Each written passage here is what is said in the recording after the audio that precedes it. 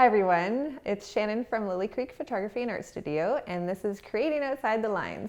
Today we're going to be doing an abstract painting. So I'm going to teach you all about your elements and properties of design. So with any painting, you need to have certain elements and principles for it to work.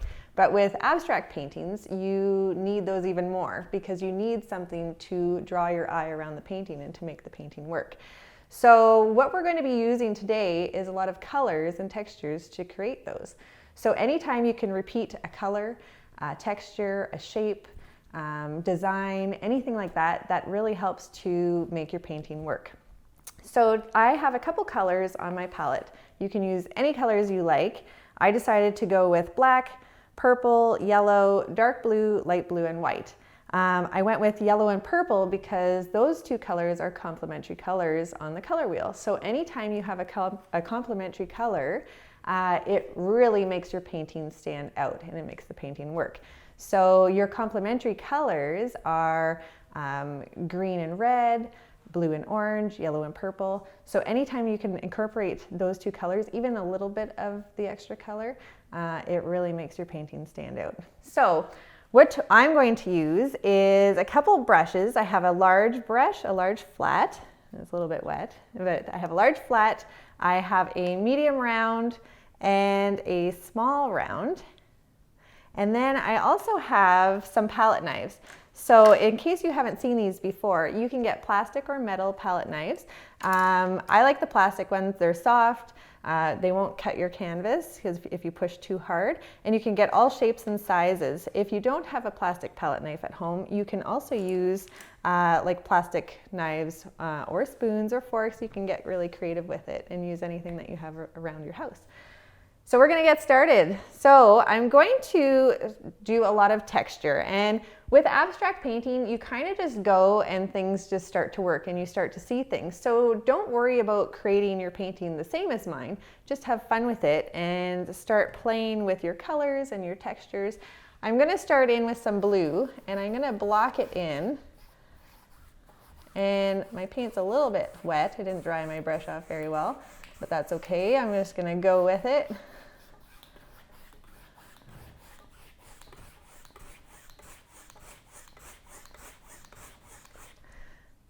I'm just going to dab it off, and I'm going to grab some of my light blue now, and I'm going to go up in a different direction with my light blue. So I went horizontal with my dark blue, and with my light blue I'm going to go vertically and create some interest that way. Now this is going to be a nice quick painting, but it's a good intro to doing abstract paintings because some people aren't really sure where to start with them. So I'm going to rinse my brush off, and I'm going to grab some more of that dark blue, and I'm going to put it at the bottom, and again I'm going to go horizontally with it. And now we're just starting to create some repetition because we're repeating our dark blue. We're also repeating the direction that it's flowing. And as we build up our colors, then we can also start to build up our texture.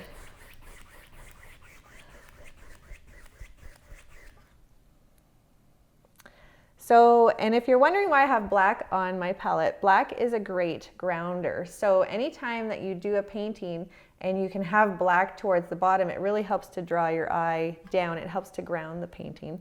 So I like to use black in pretty much all of my artwork. Now I'm going to go in and I'm going to start to add some yellow, and I'm going to brush it through here. And I do still have a little bit of blue on my brush, but that's okay. So when we mix blue and yellow, it does turn a little green, and that's okay as well. And I'm going to bring my brush a little bit this way. And I'm just kind of going with it and just seeing where things end up. So I'm going to add some more blue. And I'm just blocking a lot of the colors and kind of having fun with it.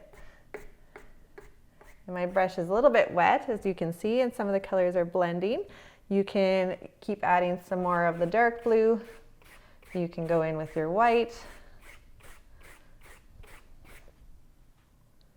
I'm going to go in with my teal now and bring it upwards.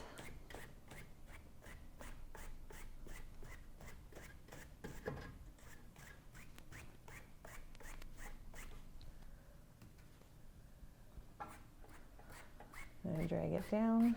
So if you load your brush and, whoops, if you load your brush and you drag it down and it's nice and thick, you'll get some nice lines. So you can drag it on. And you can also do that with a palette knife as well. So we're starting to build up some colors. And now I'm going to start adding in some of my purple because I already have my yellow in there, and we want to create some contrast with our complementary colors. And I've been using a lot of my large brush, but you could use any of your brushes, whatever you feel comfortable with.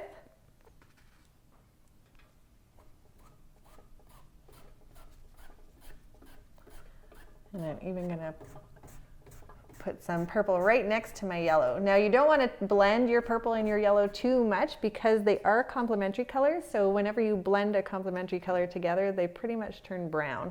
So it's not very pretty, but you can certainly put them next to each other. I got some drips happening.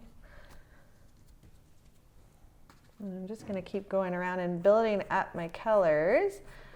I will add some texture. Oops. I'm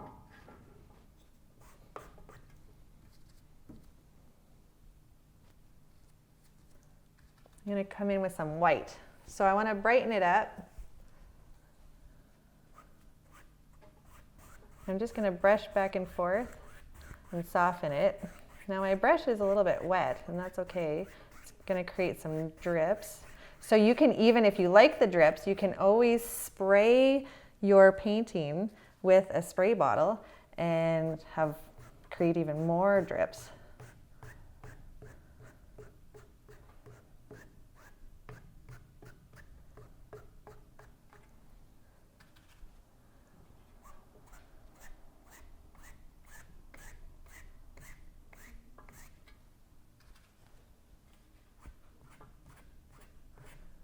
So I'm just adding some more white, and I'm just brushing over my colors, kind of starting to block them in, creating some depth. And you can see there's a lot of repetition going on. We're doing a lot of white. We got a lot of blues, we got our yellows. And I like to see some depth starting. And you can also add something in. So if you wanted to paint like a bird or a flower or something like that, it doesn't have to be completely abstract. So you can see I'm just brushing very lightly and I'm pulling the colors through each other.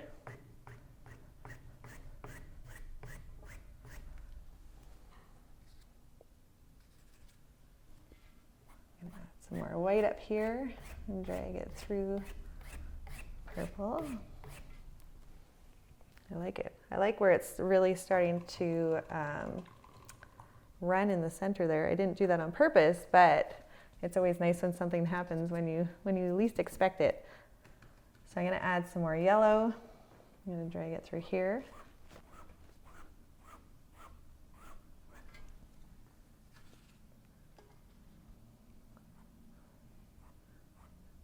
And I'm just kind of touching and dragging my brush.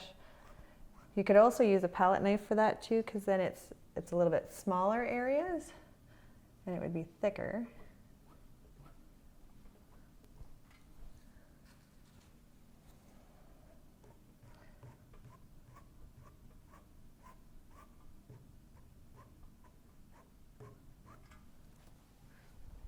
So we have a good base coming.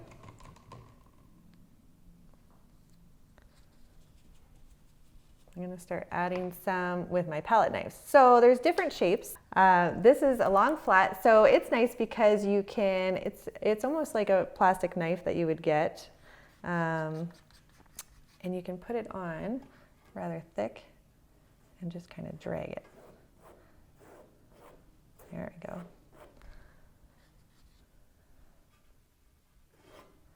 I'm just going to do a couple lines of that.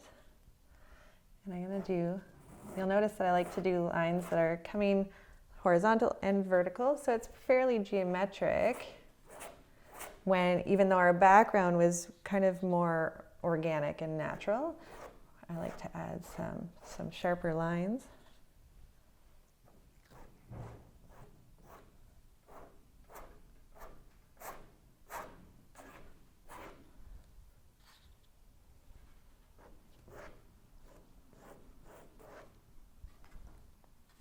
And I'm just going around, so I started with the dark blue. Now I'm trying to give it a little bit of weight.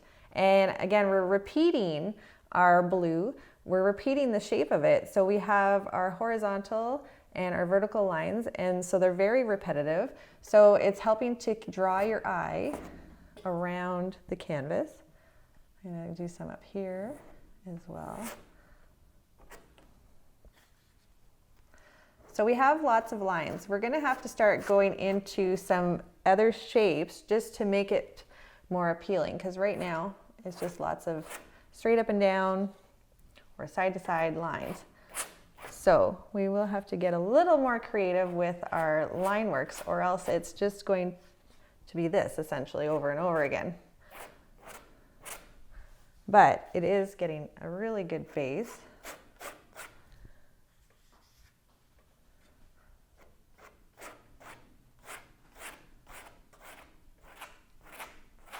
And my yellow is still wet, which is nice because I'm dragging it up and it's working really nicely. So now what I'm going to do is start adding some black with my palette knife to start to ground it.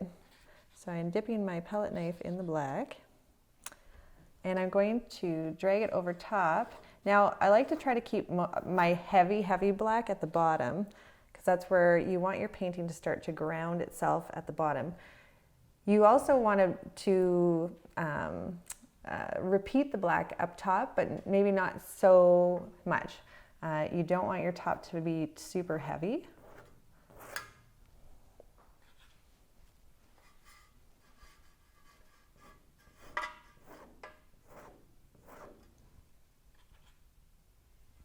A little bit of black up here.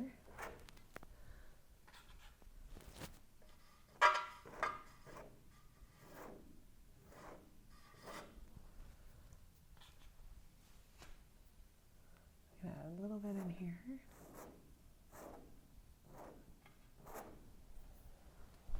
There, it's coming along. I'm just going to add some little bits of black just to create some interest.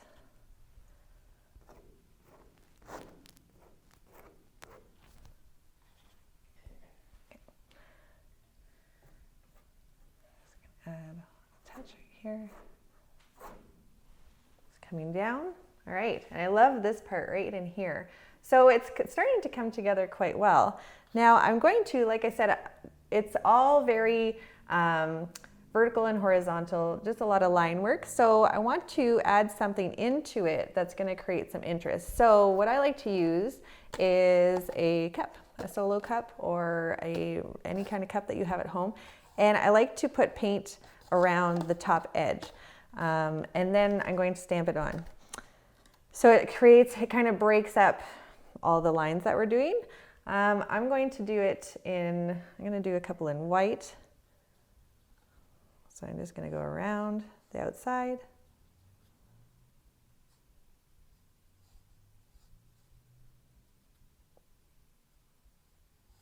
And you want the paint to be fairly thick, and you don't want to let it dry before you get to stamp it on, or else it's not going to show up.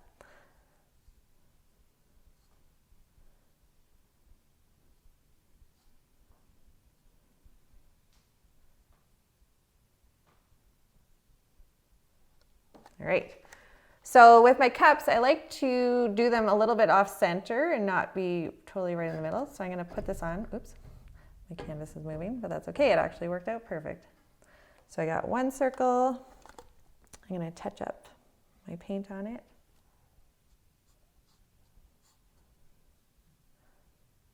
It's easier to do abstract paintings with it laying on the table. So if you are in your kitchen or anything like that, it's a lot easier because then you can stamp it and you don't have to worry about knocking it over.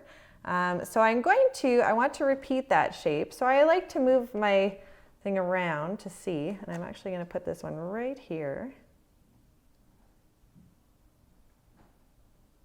I'm just going to push it down and move it a little bit. There we go. And I'm going to add another one.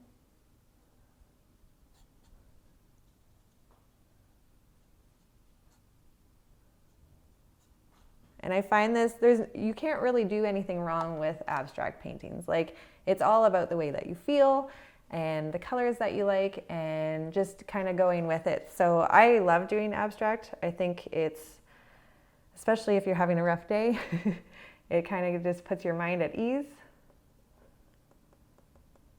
Just gonna wiggle it a little bit, take it off, there. So it's looking pretty neat. So you could keep adding more if you want. I wouldn't add too many, just because then sometimes if you repeat something too much, then it doesn't draw your eye in. So you want to have something that draws your eye in, but you don't want to fill it up, because then it ends up not being your focal point.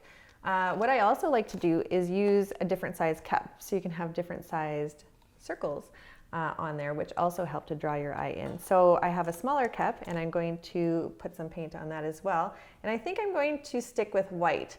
Now you could use black, which would also help to ground it. You could use yellow, depending on the colors that you're using. I like to use the white because it's really bright and it helps to draw your eye in.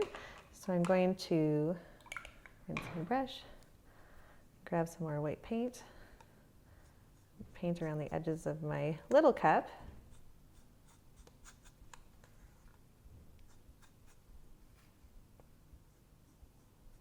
And again, you want to paint enough that it has something to stick to when you're putting it on. You don't want to make it really thin on there. You want to kind of thicken it up. And so I like to overlap my circles sometimes. So I'm going to put this one right here, slightly down. Oh. I forgot that it was going to jump off of there. So I'm going to overlap that and push on it. Oops. There we go.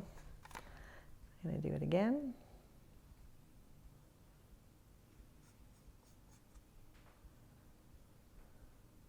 If you're painting on an easel, make sure you hold it with your other hand. All right, so we overlap that one. I'm going to add another little one. Sometimes I like to kind of move my cup around so that I can see before I actually put it down somewhere. So I'm going to add this one up here. And even though it's a lot of white right there, I think it'll still be okay. So I'm going to put that right there and wiggle it. There. That's great. So it has a lot of balance, a lot of repetition. I'm going to go in and put some more of the bright yellow in the middle here where it turned a little bit green and muddy. I'm going to use my palette knife again.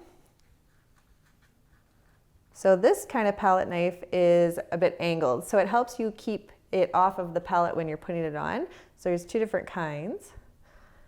So this one you can just drag. Oops. I need to put more paint on there. There we go.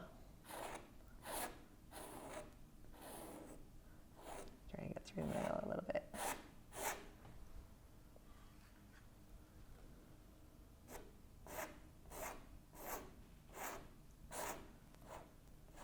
You can drag it up. You can drag up or down.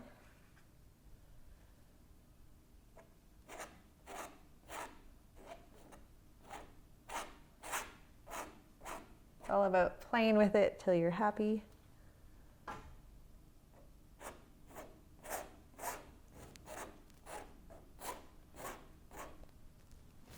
think I'm going to use my other knife, drag it down a little further.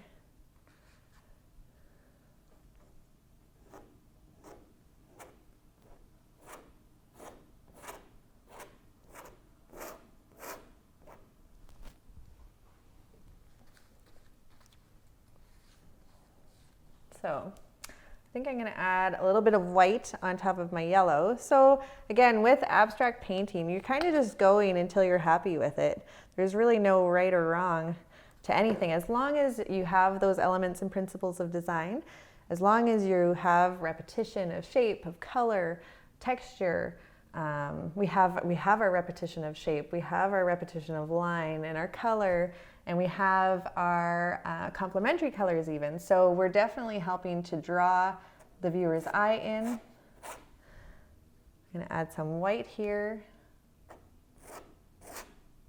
Oops. Drag it up and down, as I don't want a hard line right there. And sometimes our palette knives do not want to do exactly what we want.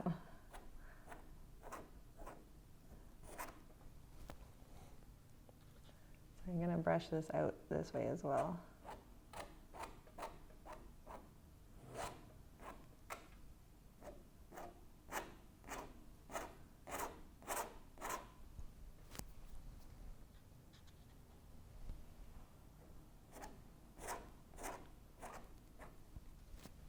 And again, I love this part right in here. So if you wanted, you can spray it some more. If you have a little sprayer, you could even just flick your fingers with water on it and have it run down. If you have sparkles, you can even add sparkles into your painting. That would really help draw your eye. And you could even add, if your canvas is laying flat on your table, you could, if you have the liquid acrylics, you can pour some on top of it too and do some spraying more, or use your brush and flick it on, like very Jackson Pollock style. I think I need to add a little bit of black in the center here. You can always add too, you can do like scribbles and squiggly lines. You don't have to use your palette knife necessarily or anything like that. You could have, everybody has their own kind of scribbles that they do. I'm gonna do one in here just to start, and you can do little kind of little scribbles. So I'm gonna do like a scribble here. You could do some somewhere else. It could even be your signature or something. Nobody has to know what it is. You could put a word in it. You could use stamps. You can use all kinds of things. But yeah, I'm pretty happy with that. And it was a nice, quick, abstract painting just to get you kind of in the groove. So if you are not sure if you've never painted a painting before and you think, I can't paint anything, abstract is always a great way to start. It helps you feel loose and free. There's really nothing that you could do wrong with it, and just have fun with it. And use things from around your house and just have fun creating. So anyway, thank you so much for painting with me today. And this is Shannon and Lilycreek Photography with Creating Outside the Lines. Thank you. Have a great day. Bye.